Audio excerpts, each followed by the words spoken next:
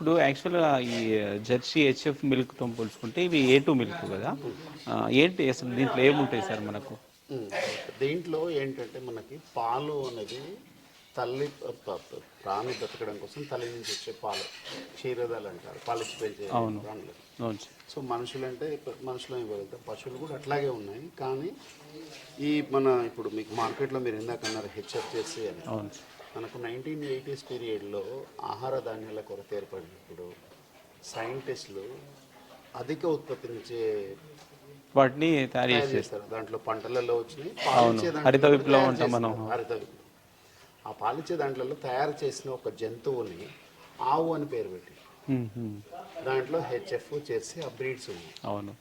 So అవి మన భారతదేశ సంతతివి కావు, అవి ల్యాబ్లో పుట్టిన రకాలు అవి. అయితే దీంట్లో ఇంకా ఇన్డెప్త్గా కెమికల్ దీంట్లో వెళ్తే ఏమవుతుందంటే పాల లోపల, తల్లి పాల లోపల A2 ప్రోటీన్ అని ఉంటుంది. హుహు. తల్లి పాలలో ఒకటే కదా, ఇంకో 2-3 దాంట్లో కూడా ఉంటుంది. అవి ఏంటి అంటే దాన్ని ఇన్డెప్త్ పాలు సైంటిస్టులు పాలని మొత్తం కెమికల్ బాండింగ్ చేసినప్పుడు 57th ఎలిమెంట్ కెమికల్ బాండింగ్ మూలకాలు ఉంటాయి కదా, ఆ మూలకాలు విడిపోయినప్పుడు 57వ మూలకము బీటా క్యాసోమార్ఫిన్గా విడిపోయింది. ఆ బీటా క్యాసోమార్ఫిన్ దేని జాతికి చెందిందంటే మత్తు పదార్థాలకు సంబంధించింది. ఓకే. అంటే నరాల వ్యవస్థని డిస్టర్బ్ చేయడము, శరీరం లోపల అధిక స్థూలకాయము, ఊబకాయము, చిన్నపిల్లలు ఆడపిల్లలు 7-8 ఏళ్ళకే మెచ్యూరిటీకి వస్తున్నారు ఇప్పుడు. ఇవన్నిటికీ కారణం ఆ ఆ కెమికల్ బాండింగ్ లోపల ఉన్న బీటా క్యాసోమార్ఫిన్. అదే ఈ దేశవాళీ ఆవు లోపల ఇక్కడ మూపురం ఉంటుంది, అవును సార్. హంప, పూపురము, గంగడోలు ఇవన్నీ. ఇవన్నీ ఉంటాయి. మేజర్గా ఏంటంటే ఆ మూపురం నుంచి తోక వరకు ఒక సూర్యకేతు నాడి అని ఉంటుంది, ఒక నరువు. ఓకే. ఆవు తినడానికి బయటికి వెళ్ళినప్పుడు సూర్యుడి నుంచి వచ్చే శక్తి ఆ నాడి గ్రహించి ఆ శక్తిని మనకు దాని పాల ద్వారా, మూత్రం ద్వారా, పేడ ద్వారా ఇస్తుంది. అచ్చా. ఆ ఎనర్జీ మనకు పాలల్లో వస్తుంది. ఓకే. ఓకే. ఇంకా ఇంకొకటి ఏంటంటే ఈ A2 ప్రోటీన్ అనేది ఈ హెచ్ఎఫ్ జెర్సీ దాంట్లో ఆ 57th ఎలిమెంట్ A1 ప్రోటీన్గా మారిపోయింది. సో ఆ A1 ప్రోటీన్ నుంచి ఇప్పుడు సొసైటీలో వస్తున్న ఈ అనారోగ్య సమస్యలకి అదే మూల కారణం. సో ఈ A2 ప్రోటీన్ ఉండే పాలు ఏవి అంటే ఫస్ట్ తల్లి పాలు ఉంటాయి, మేక పాలు, గొర్రె పాలు, ఒంటె పాలు, గేదె పాలల్లో కూడా A2 ప్రోటీన్ ఉంటుంది. కానీ వీటన్నింటికి తేడా ఏంటంటే గేదె పాలు ఫ్యాట్ కంటెంట్ ఎక్కువ ఉంటుంది, అందరికీ అరగదు.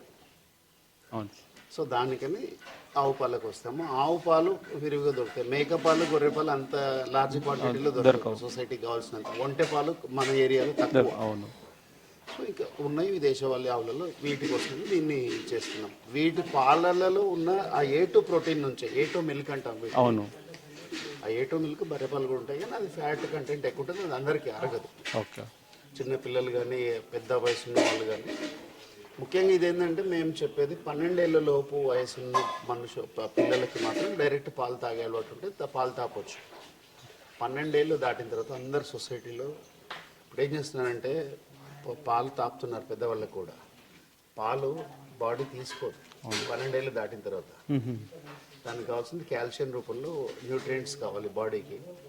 పాలల్లో కాల్షియం ఉంటుంది, కానీ ఈ బాడీ దాని పాలని డైజెస్ట్ చేసుకోదు. ఆ 12 ఏళ్ళు దాటిన తర్వాత మజ్జిగ రూపంలో తీసుకుంటే కానీ బాడీకి అది డైజెస్ట్ అవుతుంది. ఓకే. ఓకే. సో మేము సజెస్ట్ చేసేది 12 ఏళ్ళు దాటిన పైబడిన వాళ్ళకి డైరెక్ట్ పాలు ఇవ్వాల్సిన అవసరం లేదు, మజ్జిగ చేసుకొని మజ్జిగ తీసుకోవచ్చు. అంటే ఇప్పుడు మనం చాలామంది అయితే వేరే ఆవులు చేస్తున్నారు పోషణ. ఈ దేశీ ఆవులు పెట్టుకొని ఒకవేళ మనం పోషణ చేసుకుంటే బెనిఫిట్ ఉంటుంది అంటారు. ఇప్పుడు ఒక విధంగా చెప్పాలంటే ఈ రోజు వరకు రైతు అనేది డైరీ దీన్ని ఏమంటారు, డైరీ అనకుండా ఆవు పోషణతోని కంప్లీట్గా ఆవు పోషణతోనే ఫ్యామిలీ నడవదు, లేకపోతే ఆయన కోట్లే మార్చడు. అవును.